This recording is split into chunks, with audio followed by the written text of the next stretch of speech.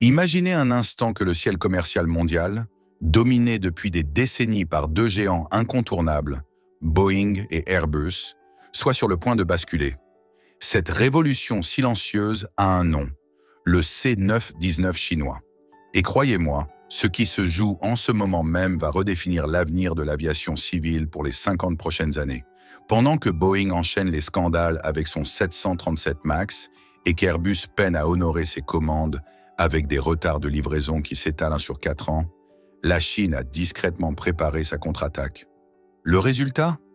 Un avion qui pourrait bien faire trembler l'oligopole occidental sur ses fondations. Mais attention, ne vous y trompez pas. Le C919 n'est pas simplement un nouvel avion, c'est l'incarnation d'une stratégie géopolitique majeure, un pari technologique colossal et peut-être le début de la fin du monopole que nous connaissons depuis des générations. Revenons aux origines de cette histoire fascinante. En 2008, quand la crise financière secouait le monde entier, Pékin lançait discrètement COMAC, la Commercial Aircraft Corporation of China. Leur mission? Rien de moins que de casser le duopole Boeing-Airbus et de reconquérir la souveraineté aérienne chinoise. Un défi titanesque quand on sait que ces deux constructeurs se partagent à littéralement 99% du marché des avions de ligne. Pendant 14 longues années, les ingénieurs chinois ont travaillé dans l'ombre. Ils ont analysé chaque détail des Boeing 737 et des Airbus A320, étudié leurs forces et leurs faiblesses, compris leurs secrets de fabrication. Mais ils n'ont pas simplement copié, ils ont innové, amélioré, optimisé. Le C919 qui en résulte n'est pas un clone, c'est une évolution. Le C919 a été conçu pour frapper là où ça fait mal, le segment le plus juteux de l'aviation commerciale. Avec sa capacité de 158 à 168 passagers et son autonomie de 5555 km, il vise directement dans le mille des routes domestiques et régionales asiatiques. Mais ce qui rend cet appareil vraiment redoutable, c'est son positionnement tarifaire, jusqu'à 30% moins cher que ses concurrents occidentaux. Les spécifications techniques parlent d'elles-mêmes. Cockpit entièrement numérisé avec des écrans LCD haute définition, système de commande de vol électrique, aérodynamique optimisée pour une consommation de carburant réduite. L'avion intègre des technologies de pointe, même si paradoxalement, beaucoup de ses composants critiques, moteurs, systèmes hydrauliques, électroniques, proviennent encore de fournisseurs occidentaux comme General Electric et Honeywell. Une ironie qui n'échappe à personne dans l'industrie. Vous pensez que c'est de la concurrence déloyale? Détrompez-vous. Pendant que Boeing et Airbus croulent sous les commandes avec des carnets de commandes pleins à craquer, COMAC arrive les mains libres, prêt à livrer rapidement. Dans un marché où certaines compagnies attendent leurs avions depuis 2019, cette agilité devient un avantage décisif. La stratégie chinoise est d'une simplicité diabolique. Ils ont observé les erreurs de leurs concurrents et en ont tiré les leçons. Surproduction chronique? Pas chez COMAC. Problème de qualité?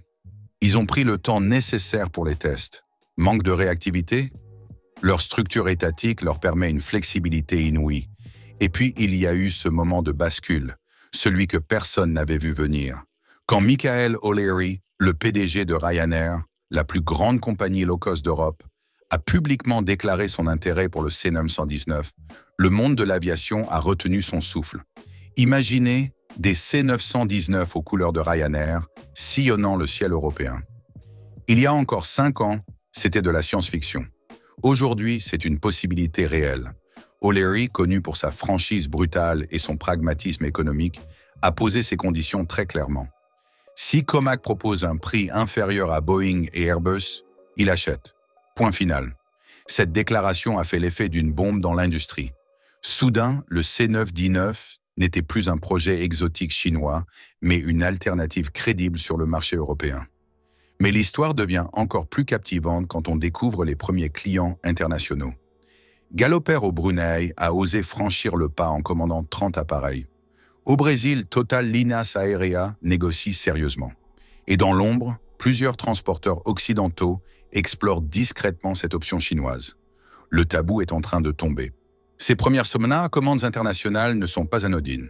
Elles marquent un tournant psychologique crucial. Pendant des décennies, l'idée même d'acheter un avion chinois semblait impensable pour les compagnies aériennes sérieuses. Aujourd'hui, cette barrière mentale s'effrite. Les directeurs financiers font leurs calculs et les chiffres parlent d'eux-mêmes. Le timing de Comac est parfait. L'industrie aéronautique traverse une crise de capacité sans précédent. Les compagnies font la queue pendant des années pour recevoir leurs avions. Les prix s'envolent, les options se raréfient. Dans ce contexte, le C919 apparaît comme une bouffée d'oxygène, une alternative fraîche, disponible et surtout abordable. Pourtant, ne nous emballons pas trop vite. Le C919 fait face à des obstacles monumentaux.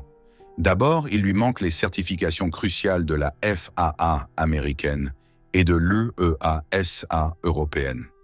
Sans ces sésames, impossible de voler dans la majorité de l'espace aérien mondial.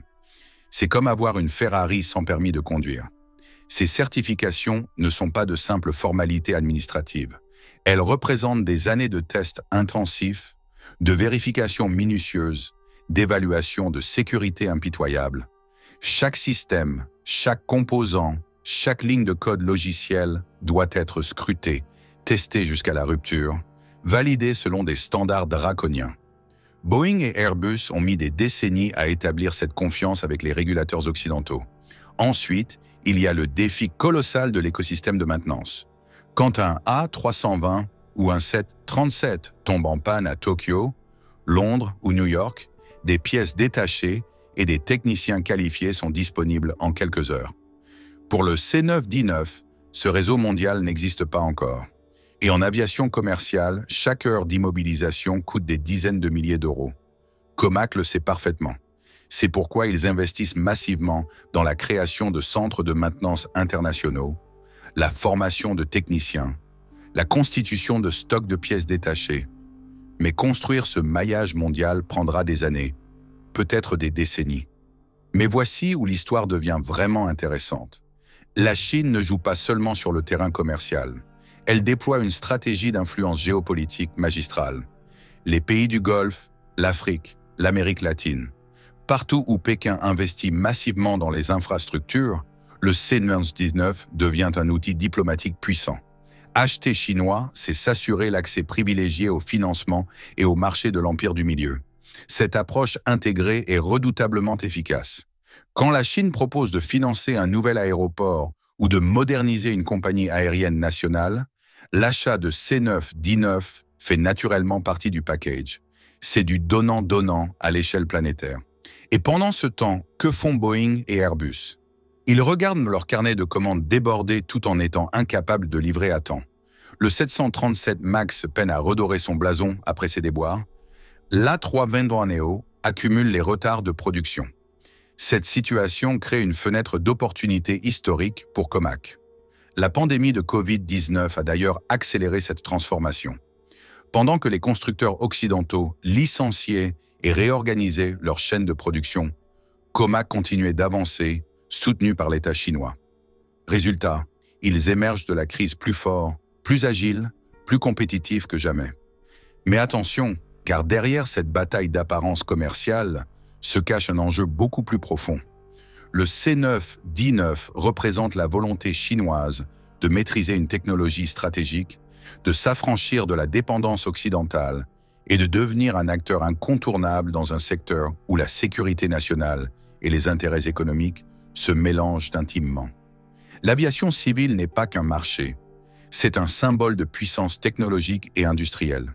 Maîtriser cette technologie, c'est projeter son influence, c'est démontrer sa capacité d'innovation, c'est s'assurer une place à la table des grandes puissances technologiques mondiales.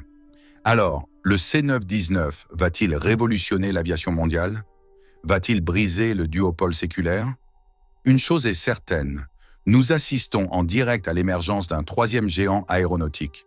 Et dans 10 ans, quand vous monterez dans un avion, il y aura peut-être 3 options au lieu de 2. Cette révolution silencieuse ne fait que commencer et elle pourrait bien redessiner la carte du transport aérien mondial pour les décennies à venir.